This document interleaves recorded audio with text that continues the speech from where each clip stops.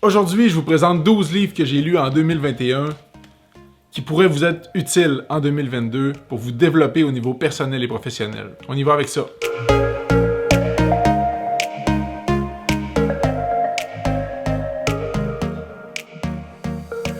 Je sais pas pour vous autres, mais moi, je suis constamment à la recherche de quelque chose qui pourrait m'aider à me développer. Que ce soit au niveau personnel ou professionnel, c'est généralement dans les livres que je vais trouver les réponses à mes questions. Pour moi, lire un livre, ça égale sauver du temps. Parce que c'est comme si quelqu'un, l'auteur du livre généralement, avait pris le temps de résumer une centaine d'articles scientifiques en l'espace de quelques centaines de pages que moi, je peux lire assis dans mon salon en quelques heures. Puis ça vaut de l'or quand on veut se développer rapidement au niveau personnel et professionnel. C'est ça qui m'a motivé aujourd'hui à vous présenter les 12 livres que j'ai trouvés les plus marquants en 2021. Puis en même temps, j'en profite pour vous mettre au défi de lire au moins un livre par mois. Je vais vous présenter l'ordre dans lequel j'ai lu les livres que je vais vous présenter. En janvier, j'ai lu le livre Miley Cyrus et les malheureux du siècle par Thomas O. Saint-Pierre. C'est un livre que j'ai adoré lire parce que, avec une manière très créative, l'auteur nous amène à comprendre quelque chose qu'on fait tous et toutes en tant qu'adultes, puis c'est dire: moi, quand j'étais jeune, il me semble que c'était mieux que ce que les jeunes font aujourd'hui. On prend Miley Cyrus comme exemple parce que, comme une petite enfant de Disney qui commençait sa vie avec une émission Hannah Montana, une petite fille parfaite, si on veut, qui est arrivée à l'adolescence puis qu'on a vu une chanson qui est apparue qui s'appelait Wrecking Ball, dans laquelle elle était pratiquement nue sur une balle de destruction. Puis là, tout le monde s'est mis à parler de Miley Cyrus comme étant devenu un démon. Ben, c'est un peu ce phénomène-là qu'on explore, du petit jeune enfant qui devient un démon à l'adolescence parce qu'il fait simplement remettre en question le statu quo. Puis dans ce livre-là, c'est ce que je trouve intéressant, c'est la remise en question du statu quo, que nous, en tant qu'adultes, on a la tendance à se laisser guider par quelque chose qui est normal, naturel, on surfe en tant qu'adultes. Puis je trouve que ce livre-là nous amène un petit coup de poing d'en face, mais qui nous permet de constater que si on a à travailler avec les jeunes, ben les jeunes, ils ont cette force-là de nous remettre en question, de nous amener ailleurs dans nos idées. C'est un livre que je vous recommande de lire. C'est tout petit, ça se lit super bien, ça permet de mieux saisir comment les jeunes pensent, puis de se rappeler que il n'y a pas si longtemps, nous aussi, on pensait comme eux. En février, j'ai lu 3 livres. 3 livres du même auteur, Austin Kleon. Le premier, Show Your Work, Keep Going et Still Like an Artist. Des livres qui m'ont permis de mieux comprendre que ça peut être vraiment agréable de vivre de sa passion puis de vivre en ayant du fun. Dans son premier livre, Show Your Work, Austin Kleon nous parle de l'importance de rapidement montrer notre travail, de rapidement partager avec les gens ce qu'on fait, notre art, entre guillemets, parce que c'est un artiste, mais je trouve que ça s'applique très bien au monde du travail. C'est que dans ce livre-là, il nous amène à comprendre que si on met rien de l'avant de ce qu'on fait ou de ce qu'on sait faire, personne ne va jamais nous découvrir. C'est un peu ce qui m'a poussé, moi, à lancer cette chaîne YouTube-là, puis à me faire un petit peu découvrir par des clients potentiels, par des gens à qui je pourrais être utile, à ma manière, si on veut, en mettant de l'avant un petit peu mon côté artistique, mon côté créatif sur Internet, tout simplement. Donc, dans ce livre-là, l'auteur nous amène à comprendre que c'est important de montrer ce qu'on fait si on veut que les gens nous découvrent. Parce que s'il n'y a rien de ce qu'on fait qui est accessible, personne ne va jamais tomber sur nous par hasard, puis on va peut-être passer éventuellement à côté de certaines opportunités. Dans son deuxième livre, Keep Going, on remet en question le moment où ce qu'on a tous et toutes envie d'abandonner durant la réalisation d'un projet, si on veut. À un moment donné, on arrive tous à un moment où on se dit c'est vraiment difficile, puis je sais pas si ça en vaut la peine. Dans ce livre-là, on nous donne 10 conseils pour continuer d'avancer malgré l'adversité pour lesquelles on peut faire face dans le lancement ou dans la mise en place d'un projet qui nous tient à cœur. On nous pousse à pas lâcher dans son deuxième livre, Keep Going. Le dernier, Still Like an Artist. Moi, une phrase clé qui m'a marqué de ce livre-là, c'est « Tout le monde tire son inspiration de quelque chose, puis tout le monde construit sur quelque chose qui existait déjà. » C'est très rare les gens qui vont inventer quelque chose de A à Z. Tout le monde copie un peu tout le monde pour faire quelque chose de mieux que ce que la personne avait fait avant. Ce qu'ils ont dit là-dedans, c'est que si vous copiez une seule et unique personne, c'est du plagiat, mais que si vous en copiez 1000, vous devenez un chercheur qui a innové sur les connaissances existantes. C'est un livre qui m'a fortement inspiré à ne plus me sentir coupable, d'emprunter du matériel à des gens, puis d'y mettre un peu ma touche à moi, mon style à moi, puis de faire quelque chose de nouveau finalement, d'inventer sans culpabiliser. En mars, j'ai lu un livre de Mark Manson, L'art subtil de s'en foutre.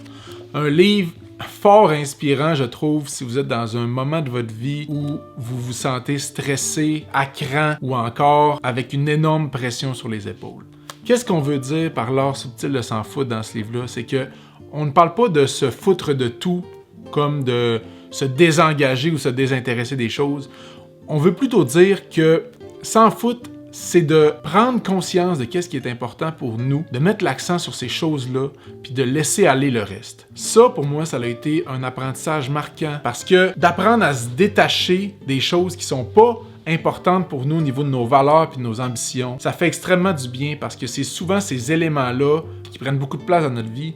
Si on arrive à les tasser un petit peu de notre champ de vision ou de notre focus à nous, c'est vraiment aidant puis motivant pour nous permettre à nous d'avancer vers les choses qui sont importantes pour nous, vers nos objectifs, vers nos ambitions. Puis c'est écrit dans un style, je dirais littéraire, dans le sens où le gars il nous raconte un peu son histoire puis comment lui est arrivé à faire ces constats-là. Fait que c'est comme ça on faisait un bout de chemin avec Mark Manson en lien avec son expérience. En avril, j'ai lu How to Take Smart Notes de Sungke Irons. C'est le livre qui, selon moi, est le plus utile à lire dans notre vie si vous êtes un étudiant ou quelqu'un qui fait un travail dans lequel vous avez besoin de lire beaucoup de choses. C'est un livre qui nous enseigne une technique pour prendre des notes de manière efficace puis augmenter la rétention de l'information de nos lectures. Une fois qu'on comprend comment prendre des bonnes notes, on n'a plus jamais besoin de retourner se plonger dans un livre parce que toute l'information essentielle et utile se retrouve dans nos notes. Donc, c'est comme si à chaque fois qu'on lit un livre, à chaque fois qu'on lit un article, on fabrique nous-mêmes un résumé pertinent avec de l'information qu'on peut réutiliser qui est déjà dans nos mots. Une fois qu'on prend des bonnes notes, c'est ce qu'on apprend dans ce livre-là, on a juste pratiquement à copier-coller nos notes pour créer des livres, créer des articles, construire des textes qui vont être pertinents parce que l'information va être fidèle à ce qu'on va avoir lu et à ce qu'on va avoir appris. En mai, j'ai commencé à m'intéresser un petit peu plus à la finance, à l'argent, puis j'ai lu mon premier livre d'éducation financière, Why They Didn't Teach Me That in School.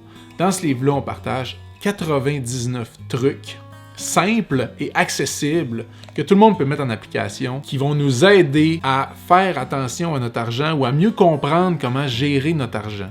Pour moi, ça a été révolutionnaire, ce livre-là, parce que c'est toutes des affaires, effectivement, que à chaque fois que je lisais, je me disais, ouais, ça, j'aurais aimé ça savoir ça à l'école. Ou ouais, ça, je pense que je savais ça, mais ça m'a jamais été aussi bien expliqué que ça. Si vous avez jamais lu de livre d'éducation financière, c'est le premier livre que je vous recommanderais.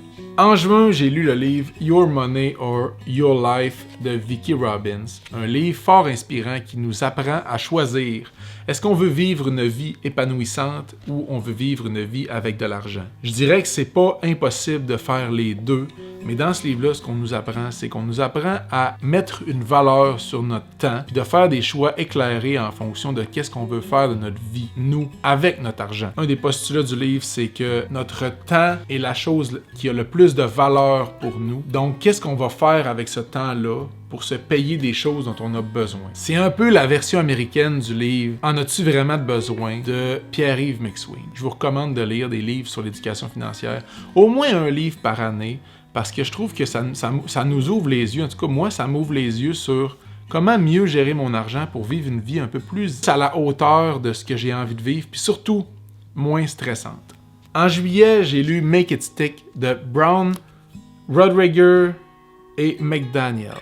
Un livre qui nous permet d'apprendre à apprendre. C'est grâce à ce livre-là que j'ai développé une plus grande capacité d'étudier, si on veut, ou de retenir l'information que j'essayais d'apprendre. Parce que ça sert à rien d'apprendre plein d'affaires si on n'est pas capable de s'en souvenir ou de s'en rappeler le moment où on en a besoin. Si vous êtes un étudiant, je vous recommande de lire ce livre-là avant de commencer votre premier cours. Ça devrait être dans le cursus universitaire de lire le livre Make It Stick, parce que à l'école, on nous apprend des choses, mais on nous apprend généralement pas comment mémoriser ces choses-là ou les ancrer solidement dans notre cerveau. Ça, on nous laisse ça à nous. Si vous êtes un étudiant, là-dedans, on vous présente des stratégies intéressantes pour lire mieux, apprendre mieux, puis travailler moins fort pour obtenir des meilleurs résultats. Ça devrait être ça que j'aurais dû vous dire en premier. C'est l'utilité que je vois à ce livre-là.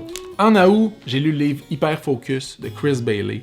Un livre qui a marqué mon année, sincèrement, parce qu'on apprend là-dedans comment être plus concentré sur ce qu'on fait, être hyper focus sur une tâche.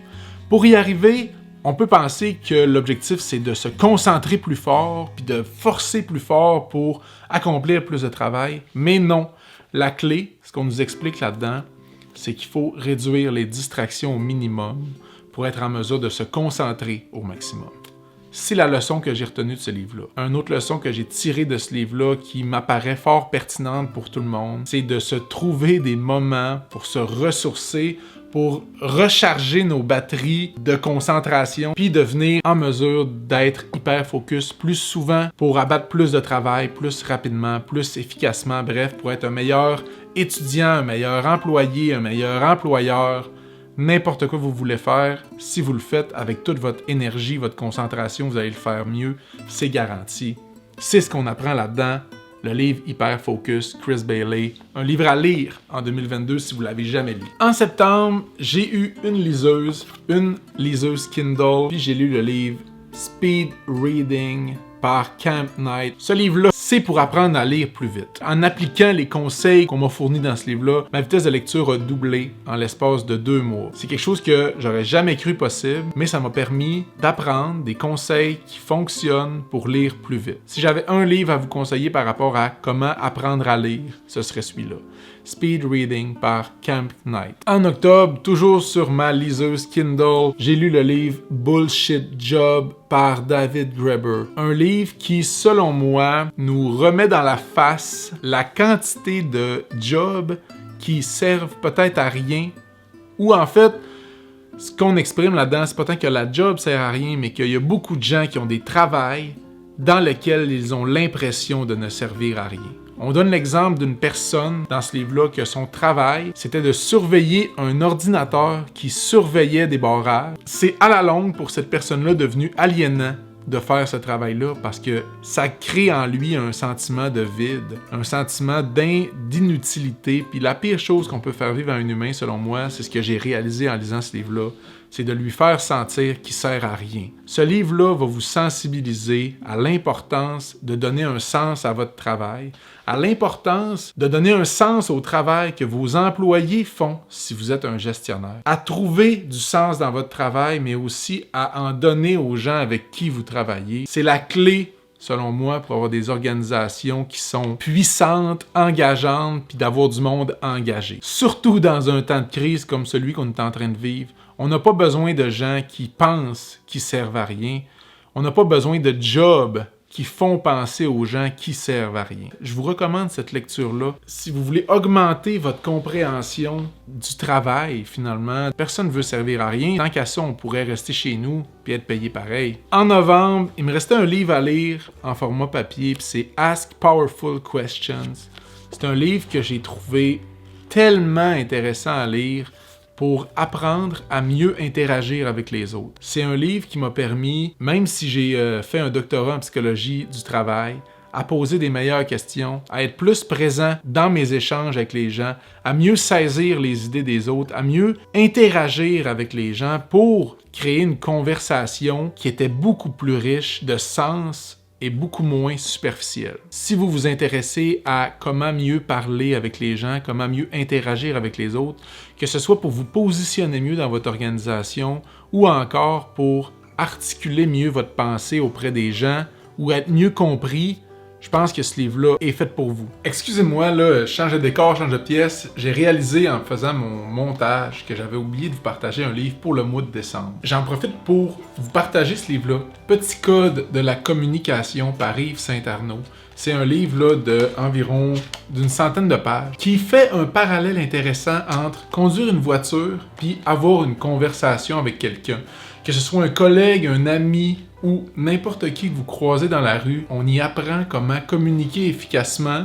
Puis, comme si on conduisait une voiture sur l'autoroute, de communiquer avec les autres autos sans être dans la même auto. C'est quelque chose qu'on fait à chaque jour constamment, puis qui peut parfois même être très frustrant quand on n'arrive pas à se comprendre au final. Bref, dans ce livre-là, on vous enseigne comment apprendre à se comprendre sans être dans la tête de l'autre, mais vous dans votre tête, l'autre dans sa tête. Comment est-ce qu'on peut faire pour arriver à se comprendre l'un et l'autre, puis avoir une conversation qui est efficace puis amusante. Ce serait ça que je vous recommande de lire pour le mois de décembre. Un petit mois, les vacances arrivent, ça se lit bien en dedans de 2 semaines, une semaine, une journée pour ceux qui auront lu Speed Reading précédemment. Hey, c'est ce qui conclut ma revue annuelle des 12 livres que je vous encourage à lire en 2022 pour vous développer au niveau personnel et professionnel. Puis il y a une chose que je peux vous garantir, c'est que si vous osez relever ce défi-là de lire 12 livres cette année, c'est que c'est certain que vous allez avoir appris quelque chose de nouveau qui va vous servir pour le restant de vos jours, dans vos interactions avec vos collègues, vos amis ou encore même votre famille. J'en profite pour vous dire, si vous vous êtes rendu jusqu'ici, que j'ai mis un lien pour vous procurer chacun des livres que je vous ai parlé dans la description de la vidéo juste en bas. Puis je sais que pour certains, de lire un livre par mois, ça va peut-être être quelque chose de difficile. Mais si c'est pas un livre par mois, je vous encourage à vous procurer un livre que vous aimez, sur un sujet que vous aimez. Pour moi, c'est la clé, parce qu'une fois qu'on a trouvé un sujet qui nous intéresse, ben c'est plus facile de lire chacune des pages d'un livre qui parle de quelque chose qu'on aime. Bref, sur ces belles paroles, je vous laisse. Je vous souhaite une excellente journée, puis on se dit à la semaine prochaine. Bye bye.